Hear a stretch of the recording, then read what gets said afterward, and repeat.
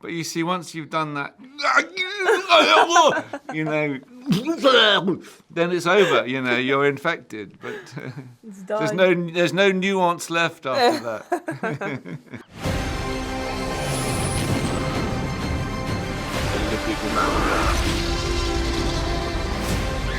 Where we're going, we don't need roads. Mr. Fiennes, I'm actually going to start with you. Your In Bruges co-star Brendan Gleeson, I feel like really got the best of both worlds. He got to live as a human for most of 28 Days Later, but then by the end, he got to have his really great zombie moment, his infected moment. And I've always thought if I were an actor, I would love a great zombie moment. So for both of you, before you ever crack open the script, before you know what's going to happen to your character, is there a part of you that secretly hopes that your character gets infected just so you can have a really great zombie moment? I was kind of the opposite. I was thinking, oh boy, I hope I don't turn into an infected. No, I'm with Jodie. I didn't come at it from your perspective. I didn't want an infected moment. I wanted to be free of infection. But you see, once you've done that, you know, then it's over. You know, you're infected. But there's no nuance left after that. That's a 10 out of 10 performance for that you just gave us right there. That's your next Oscar nomination. Exactly, you're exactly right. But you know, I will say one of the most fascinating themes of this entire series is who do we become when the world ends? Because a lot of characters change. They do things that they may otherwise have never done. They become someone different. So I'm curious for each of you, of all the characters that you've played in your careers, which one would you like to see how they would have reacted to this world? What impact that the fears or the pressures or the end of the world would have on who they are and who they become? Well, I feel that Monsieur Gustave from the Grand Budapest Hotel, he would have survived.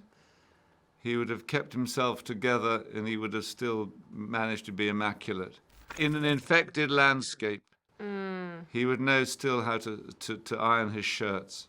I really want to see that now. So obviously it goes without saying that you guys have a lot of really tense, incredible scenes with a lot of the infected that are chasing you. But I want to know what happens when Danny calls cut, like what your relationship is with all the actors on set who are playing the infected. Like, do they keep their distance or all of you guys just hanging out, cracking jokes? I'm just curious, like what downtime is like with someone who looks like that. I think it's interesting, isn't it? Because, you know, even though we're shooting something that feels kind of raw and intense, there's a lot of playfulness on set, you know, and one scene comes to mind where, you know, we've got a lot of naked infected running down the hill at full speed.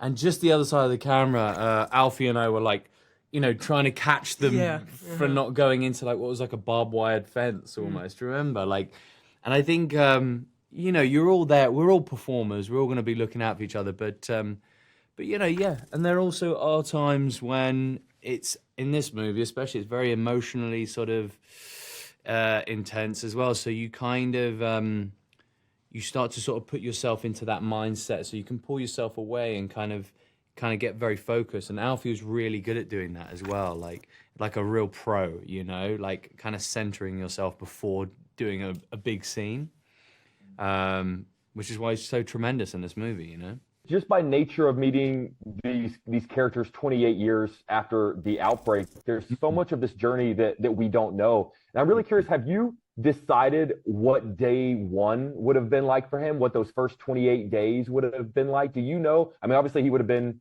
a kid. Like, do you know what life would have been like for him in that initial 28 days? Yeah, absolutely. I mean, your imagination in a movie like this is so wild because it's endless, isn't it? And the idea is that this character has somehow found this community, found solace on this island, Holy Island, and then met the love of his life and had a child, and they've felt like they've got a good, safe thing going for them.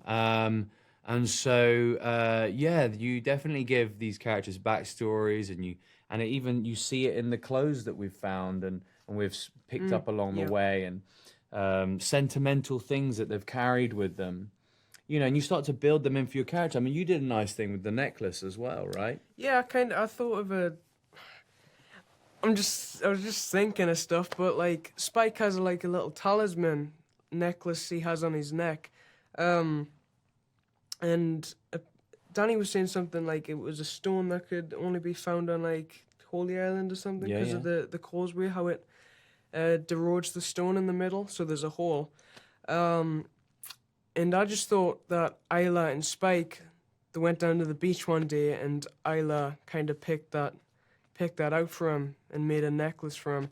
But they're little Yeah, things that you just- take for yourself, you know, as a character. I think, and that's And I what's think cool. that's what helps kind of build a relationship between two of the characters.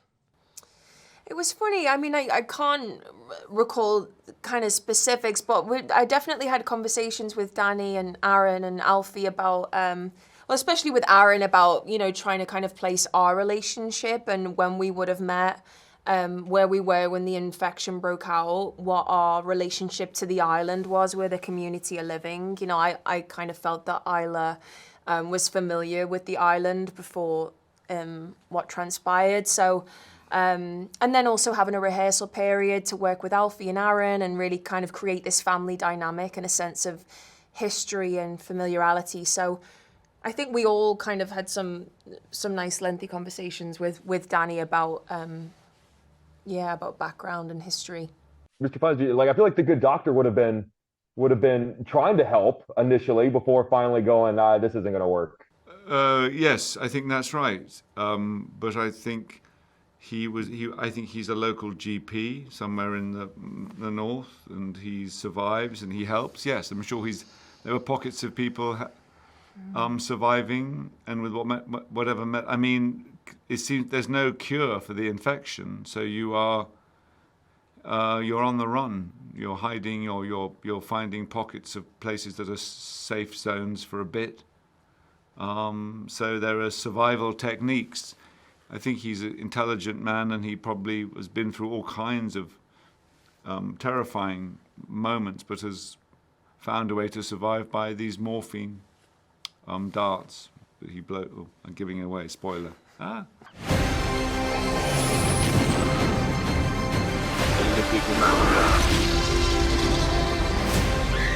we're going, we don't need roads.